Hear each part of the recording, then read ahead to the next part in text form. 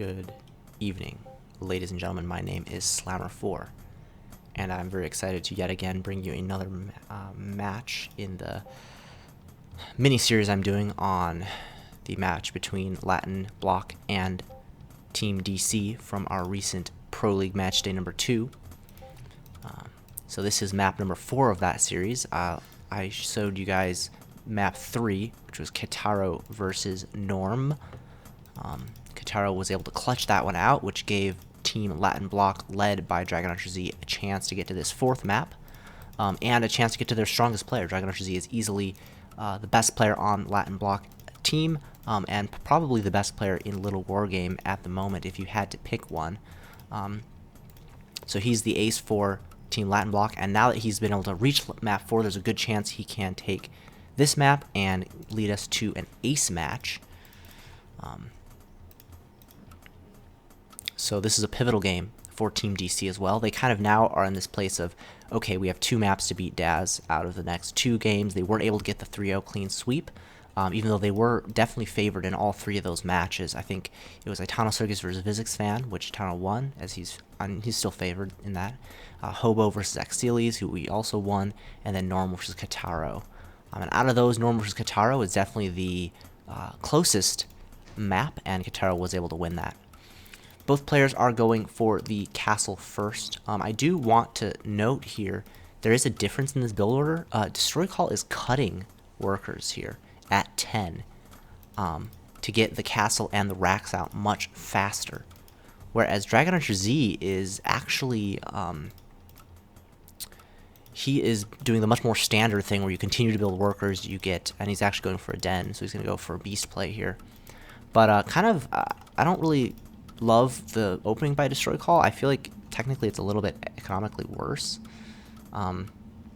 Already you can see that Daz is going to be about 40-30 gold ahead of his opponent, but DestroyCall will start mining a little bit sooner, so I don't exactly know how the numbers end up blocking out, but Daz is going to be about a worker ahead for the foreseeable future. So I'm not sure if I really like the way that DestroyCall has chosen to play this, if I'm being honest.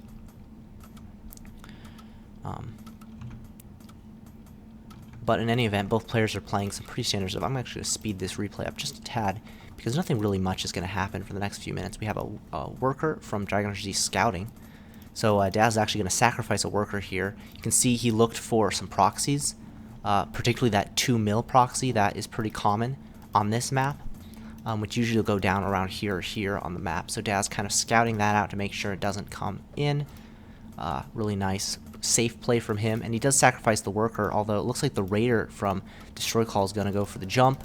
It gets blocked by Daz, though, with the house there, so that raider's not going to get in. But DC is just going to go and throw down his 3rd castle.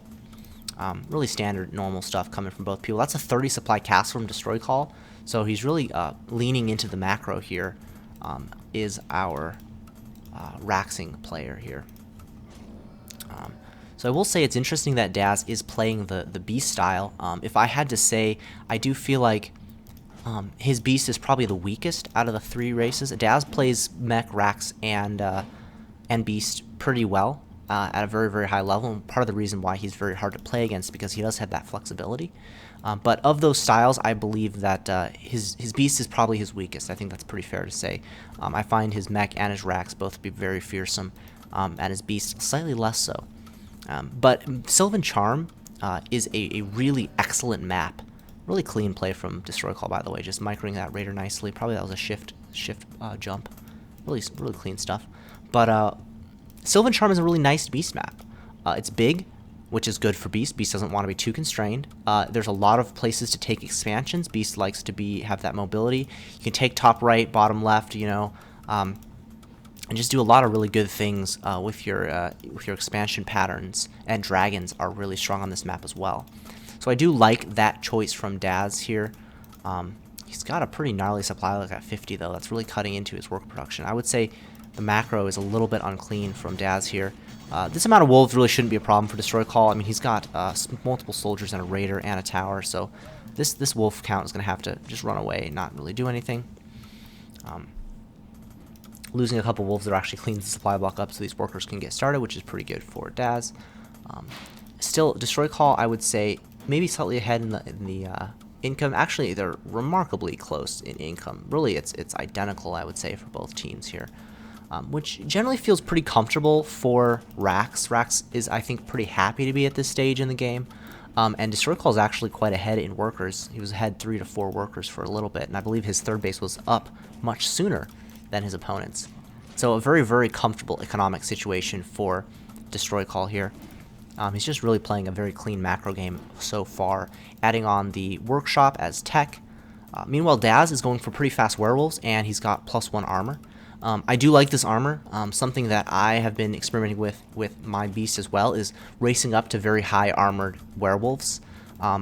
Because werewolves with +5 armor, even if they're against +5 archers, are still so hard to kill. And if you can stay a slight step ahead of Rax, which generally I would say Beast can stay about 1 upgrade ahead. I think Beast needs to prioritize upgrades more than Rax does. Rax can get away with just like more tech heavy things like drops and mages and priests, whereas Beast really needs that armor in order to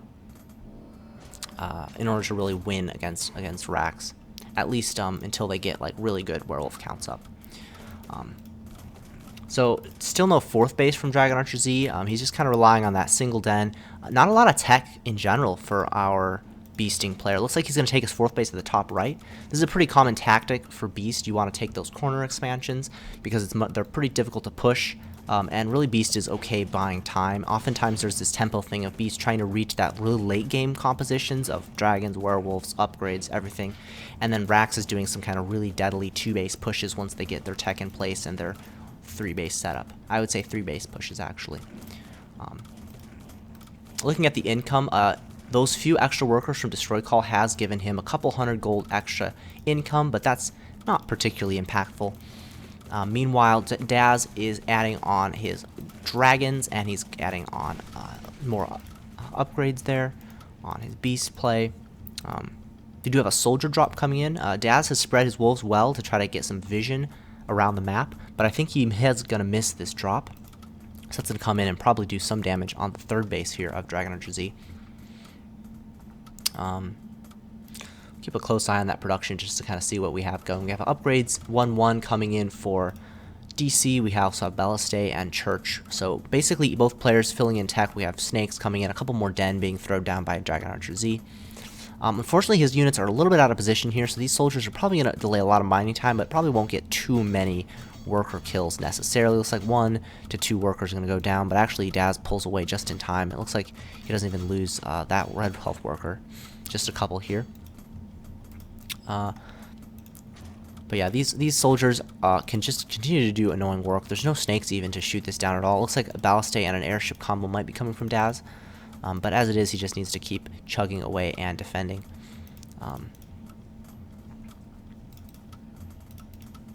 DestroyCall has got his armor. It looks like he's going to be going for 2-1 at the moment as he continues to get those double upgrades out. Whereas meanwhile, Daz is going to be 1-1, possibly adding on, looks like another attack upgrade. I thought he was going to prioritize armor because he got armor first, but it looks like I was wrong and he's just kind of doing a very balanced play, which is also fine for Beast.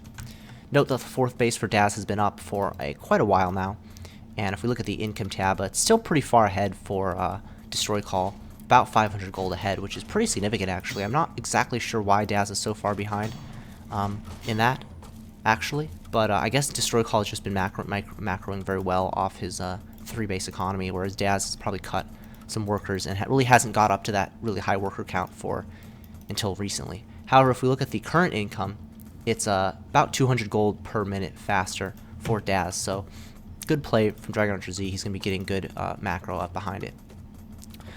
Looks like we have a counter drop coming in from Daz, and he's got werewolves that are going to quickly kill this tower. Look at how quickly that tower goes down to these +1 attacked werewolves.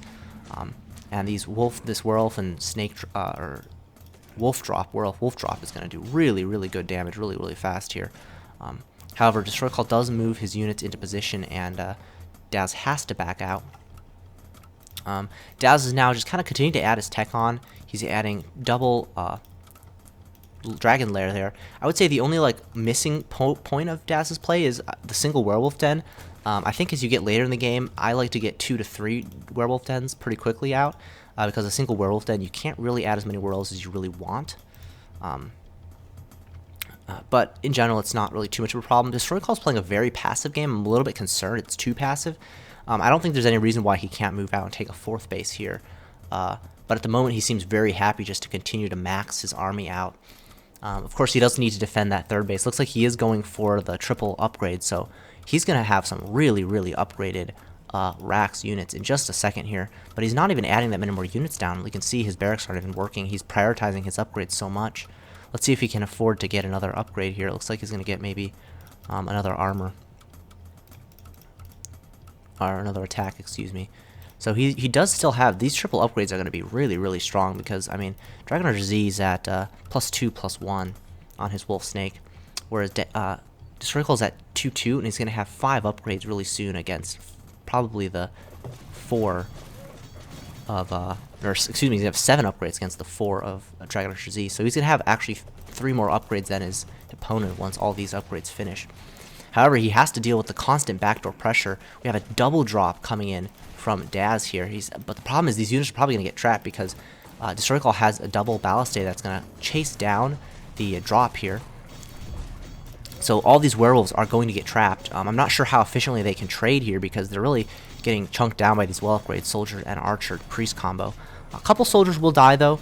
As long as Daz can clear out 4 to 5 soldiers, that's kind of a relatively even trade.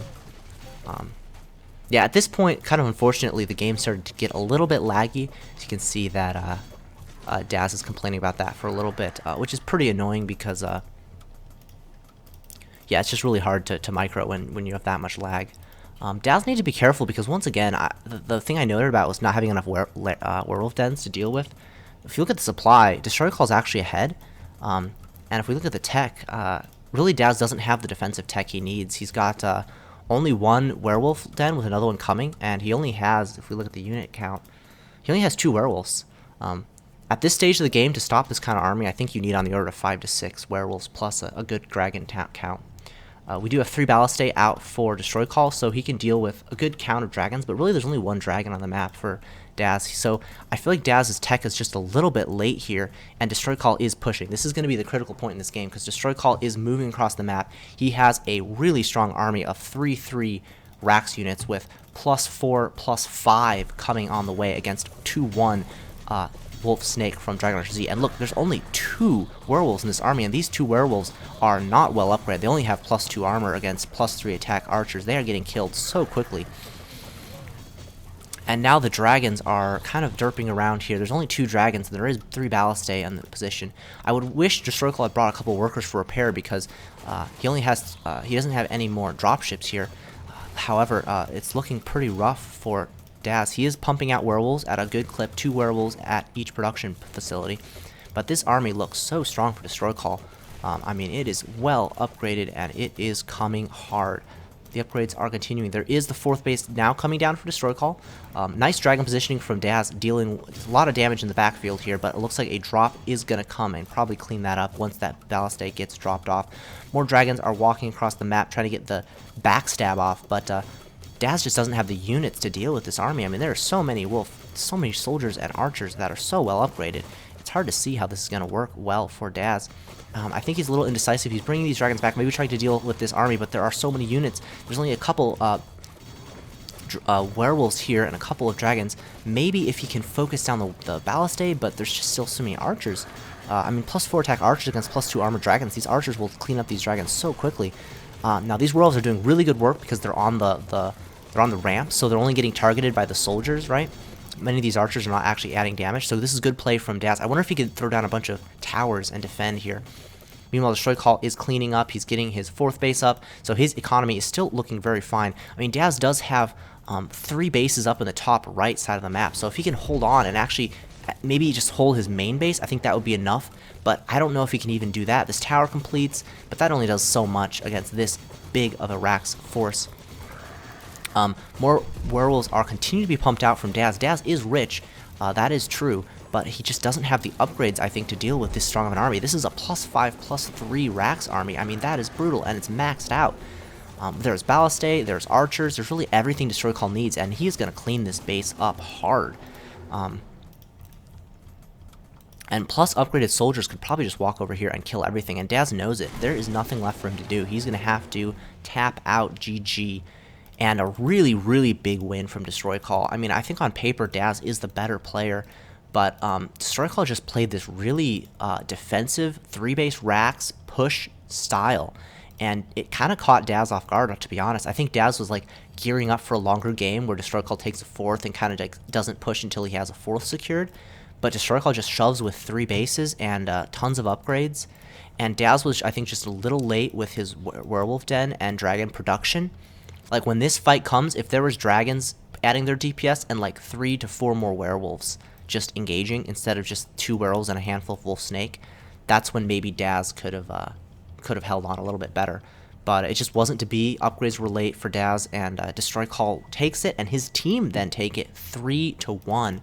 Congratulations to them. Once again, I will post the challenge link in the description if you guys want to follow along to see how the matches have progressed. And this team DestroyCall is actually 2-0. They defeated Nerf Raiders in the Matchday 1. I'm going to show a replay from that match actually coming up very soon on my channel. And they now have defeated Team Latin Bloc, so they move to 2-0 in the standings. And Latin Bloc moves to... Latin Bloc moves to 2-1 in the standings, as they won their first match but have lost their second. So I hope you guys enjoyed that video. If you did, give it a like, give it a subscribe, and I will catch you all next time.